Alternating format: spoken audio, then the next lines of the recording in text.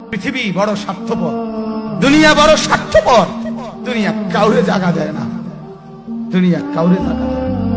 এত মজবুত পাইলিং করে যেই বিল্ডিং বানাইলাম, দুনিয়া তারে থাকতে দেয় না। যা বেটা যা, যা তুই লাথি দিয়া বাড়ি করে যা, কবরে যা, কবরে যা। দুনিয়া কাউরে থাকতে দেয়। দুনিয়া কত ক্ষমতা ধরকে মাটির নিচে ফেলায় দিছে, দুনিয়া কত সম্পদ আলাকে মাটির নিচে ফেলে দিছে, দুনিয়া কত সুন্দরী নারীকে মাটির নিচে ফেলায় দিছে, মাটির সাথে রেজা রেজা করে ফেলছে। আজ আর চেহারা নাই, আজ আর রূপ নাই, আজ আর যৌবন নাই, আজ আর ক্ষমতা নাই। এমন বাদশা ছিল পৃথিবীতে যার হাতের আঙ্গুলের ইশারায় মানুষের গর্দান উড়াইয়ে দিত, যার হাতের ইশারায় উঠতো মানুষ, বসতো মানুষ। আজ বাদশারা নাই, আজ সম্পদওয়ালারা নাই, আজ মালওয়ালারা নাই। দুনিয়া কাউরে থাকতে দেয় না, কাউরে না দোস্ত, কাউরে দেয় না। দুনিয়া দাদারে আমার থাকতে দেয় নাই। আমার দাদারে আমি দেখছি, আজ আমার দাদা নাই। আমার নানারে আমি দেখছি, আমার নানা নাই। আমার দাদিরে আমি দেখছি, আমার দাদি নাই। আমার নানিরে আমি দেখছি, আমার নানি নাই। আমার বাবারে আমি দেখছি, 14 লক্ষ টাকা বাবার পেনশনের আমি সব ডাক্তারের পিছনে খরচ করে ফেলছি, বাড়ির ফসলের জমি বিক্রি করে ফেলছি। আমার বাপ যেন না মরে বারবার বারবার হসপিটালে নিছি, কিন্তু দুনিয়া আমার বাপকে থাকতে দেয় নাই। আমার বাপ কবরে চলে গেছে। দুনিয়া কাউরে থাকতে দেয় না, কাউরে না, কাউরে না, কাউরে না, কাউরে না। আমার বাপ দুনিয়া কাউরে থাকতে দেয় না। তুমি থাকবা না, তুমি থাকবা না। দুনিয়ার ধোকায় পড়ো না বাপ, দুনিয়ার ধোকায় পড়ো না।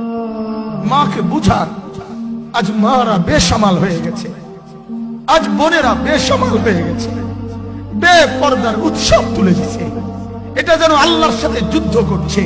আল্লাহ করোনা না, তুমি আরো কিছু দাও, আমরা বেপরদিকে ছাড়বো না। যুবক ছেলেগুলো যেন বলতেছে, আল্লাহ তুমি করোনা দেওয়ার চাই দাও, অশ্লীল ছবি দেখা, ফেসবুকে নর্তকী দেখা আমরা ছাড়বো না। দেখি তুমি কি করতে পারো, তুমি যা করার করো।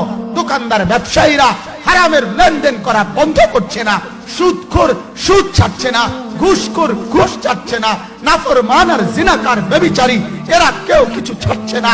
বেহায়ার বেপর্দা নারী তার অশ্লীলতার বেহায়াপনা ছাড়ছে না। মুসলমান তার ঘরে টেলিভিশনের নর্তকীর আওয়াজ তো বন্ধ করছে না। হায় করোনা কিভাবে যাবে, আযাব কিভাবে যাবে বলেন, বলেন, বলেন আপনি। আমার বাপ ফেরাউনের উপরে তো আযাব এতদিন ছিল না, নমরুদের উপরে আযাব এতদিন ছিল না, সাদ্দাদের উপরে আযাব এতদিন ছিল না, কারুনের উপরে আযাব এতদিন ছিল না, লূত আলাইহিস সালামের কওমের উপরে আযাব এতদিন ছিল না, হুদ আলাইহিস সালামের কওমের উপরে আযাব এতদিন ছিল না, নূহ আলাইহিস সালামের কওমের উপরে এতদিন আযাব ছিল না। আজ আমরা মালিককে এই পরিমাণ নারাজ করছি, মালিক এত বেশি নারাজ। আজ 1 বছর হয়ে গেছে, 1 বছরের চাইতে বেশি হয়ে গেছে, কই করোনার মহামারীর আযাব তো যাচ্ছে না, গেছে গা বলে। আমাদের লক্ষ লক্ষ বাচ্চার পড়ালেখা বন্ধ, এরা নষ্ট হওয়ার চূড়ান্ত পর্যায়ে পৌঁছে গেছে। মোবাইল এদেরকে শেষ করে দিছে। লক্ষ লক্ষ ছেলে। গতকালকে এক মা আমার আত্মীয় ফোন দিয়া বলতেছে, সকাল 10টায় বাচ্চাটা ঘর থেকে মোবাইল লইয়া বাইর হইছে, রাতের 10টায় মা তারে ফোন দিয়া বলছে, বাপ ঘরে আসতি না, ভাত খাইতি না। বাচ্চা তারে বলতেছে, তোমার অসুবিধা কি, তোমার সমস্যা কি? মা এই কথা বইলা কায়দা দিছে যে শোনেন হুজুর কদুর দোয়া করো।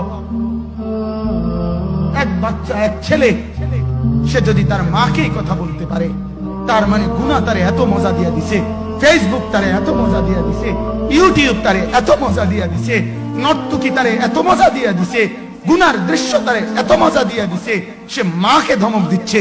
রাত 10টা বাজলে কি হইছে, রাতের 3টা পর্যন্ত দেখলে তোমার সমস্যা কি? আমার আখিরাত আমি নষ্ট করলে তোমার অসুবিধা কি?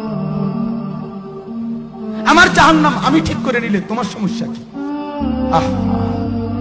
আল্লাহ আমাদেরকে মাফ করে দেন, আল্লাহ আমার জাতিকে মাফ করে দেন।